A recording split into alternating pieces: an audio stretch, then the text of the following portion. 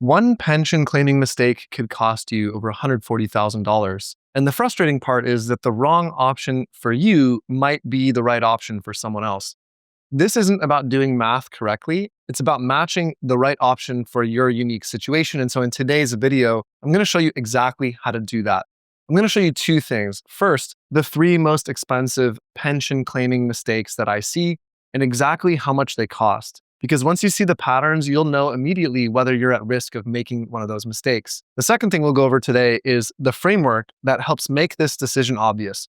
We're going to use three factors that determine which option fits your situation and provide you three questions that you can answer to cut through all the noise and second guessing.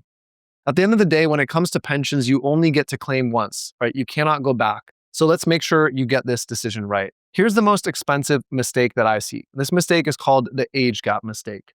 So let me show you what a wrong decision actually costs. Say you're a woman age 60 with a pension. Your husband is 6 years older at 66, and your pension gives you two main options for claiming. There's a single life option, which pays out $3,000 a month, or there's a joint and survivor option that with 100% survivor benefit that pays out $2,550 a month. Like most couples, you look at your spouse and say, I want to protect my spouse, so you choose the joint and survivor option. Here's the problem. You're 6 years younger than him, and so statistically, you're going to outlive him by 5 to 7 years. So you're taking a $450 a month pay cut for your household to protect someone who's likely going to pass before you do. And if you live 27 years in retirement, which is the typical retirement lifespan for women, that's nearly $146,000 that you left on the table. And your husband never gets to collect a dime. So that's the first mistake I see. And I see this pretty regularly with couples where the wife is both younger and has the pension. So the second mistake I see is what's called the overprotection mistake. Now, the last story, $146,000 is a lot of money to lose. But here's the mistake that trips up even the careful planners. Overprotecting a spouse who already has enough income. So here's what this scenario looks like. Your spouse might have their own sources of income coming in. Let's say it's a $2,200 a month. You, as the pensioner, take a reduced pension payment in order to give your spouse 100% survivor benefit, right? It sounds responsible, right? But when you run the actual numbers, what they'd have versus what they'd actually need if you died, turns out that a smaller survivor benefit, maybe a 50% survivor benefit, would have been plenty. So now you're both living on less income every single month to overprotect against something that didn't need protecting. I watched a couple make this exact mistake. They reduced their joint household income by $400 a month to go from 50% to 100% survivor benefit. We're talking about $4,800 a year. So over 20 years, we're talking about close to $90,000 that they could have spent on their own lifestyle. And when I showed them their spouse's projected income with just the 50% benefit, they realized that they would have been fine. So they had given up this roughly $85,000, $90,000 to solve a problem that didn't exist. Now, the third mistake I see is what I call the underprotection mistake. This mistake's worse than most of the prior two, and that's because the cost isn't just financial. Taking single life payments in this scenario when your spouse is financially dependent on you could be tragic. I watched this happen to a couple, Jim and Susan. Jim took single life payouts at age 65 for the extra $400 a month. So this is the inverse of the first mistake. And then Jim died 7 years later, 72. Susan had her own Social Security, about $1,800 a month, but suddenly did not have the pension income that they relied on from Jim. And she lived another 16 years and all she had was her Social Security. She struggled to live every month because Jim had wanted the higher payment during their joint years. Now that extra $400 a month that they got while he was alive, it was nice. They spent it on dinners and vacations, but they gave up Susan's financial security for 16 years because of 7 years of slightly higher spending. Now, those are three ways that this type of decision-making can go sideways. You have one mistake in the first scenario of $140,000 of potential spending. We have another mistake of roughly $90,000 in the second scenario. And then the third scenario is maybe the most tragic. We have genuine financial hardship and a struggling, surviving spouse. And so here's the critical question. How do you avoid all three of those traps?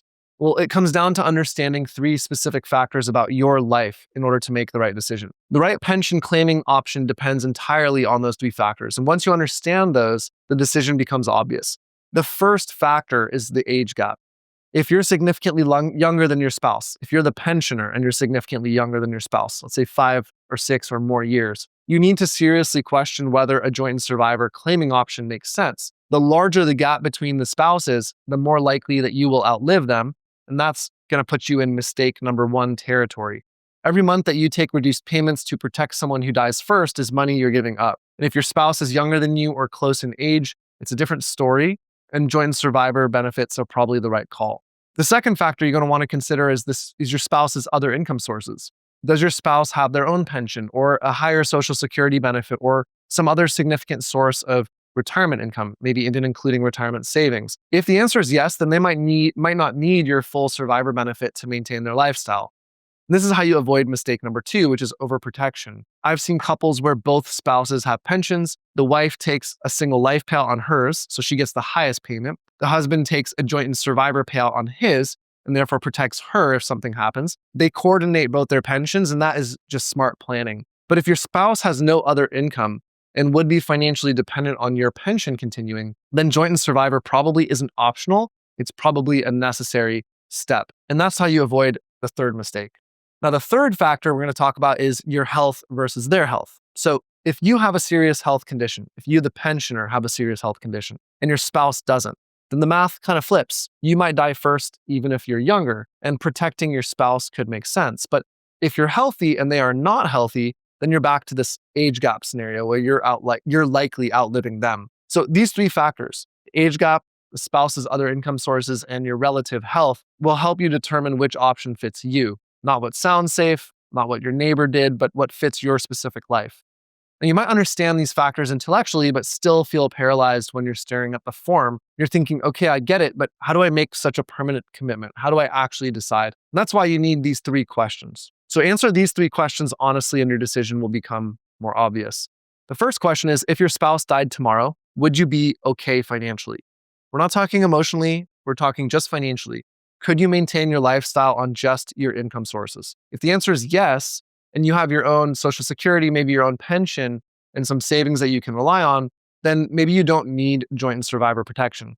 You might want it for the peace of mind, but you don't necessarily need it. And if the answer to this question is no, and your spouse is the primary earner or the primary income sources are coming from them, then joint and survivor benefits move from optional to required. So this question alone eliminates 80% of the decision paralysis that I see. The second question is, what's more important to you? Maximizing your income now or ensuring that you have a spouse that's protected later? Here's the thing about question 2. This is the one that most people lie to themselves about, and it's costing them 6 figures potentially. They say both of these decisions are important and they try to split the difference, and then they second guess themselves for years after that. Now, the truth is neither of these answers is wrong, but you need to be honest about your priorities. If you want the highest possible monthly income during your lifetime, then single life claiming is the proper answer. And if you want to protect your spouse and that's the priority, then joint and survivor is most likely the answer. We just need to pick a priority and then make a decision. The third and final question here is, if you're taking a joint and survivor benefit, what percentage survivor benefit do you actually need? And this is where people default to 100% survivor benefit without thinking or 50% survivor benefit without thinking. They just take the easiest option. But the question is that actually right? We can reverse engineer this using math, right? You can run your household budget, and then after you die, what does your spouse actually need when you factor in their continuing income sources, their own savings, and the fact that the household expenses drop after one partner passes? And then you can just reverse engineer the math and determine if you need 100% survivor benefit, 75 or 50% survivor benefit. I've seen countless couples choose an 100% benefit when 50% would have been plenty, and then they end up giving up thousands of dollars in monthly income while alive. That's the second mistake, which is overprotection. So answer these 3 questions honestly, and you'll know which option is right for you. And then, we all know this, but with a pension, you cannot undo your decision. There are no do-overs. You can't change your mind in 5 years when you realize you've made the wrong call, which is exactly why this framework exists, to help you get this right the first time. And so here's what you need to remember. There are 3 mistakes that show what you need to avoid. There are 3 factors that determine what's the right claiming option for your decision, and then 3 questions to help you refine and ultimately make your decision. Run through this framework, and what feels difficult or complicated right now can become simple. And now, if you're wondering how your pension fits into the bigger picture, including Social Security timing, portfolio withdrawals, healthcare planning, I have a free video on the 4-step system we use to help people design their dream retirement. You can watch that for free by clicking the first link in the description below this video. Thank you as always for your time and attention. See you in the next video.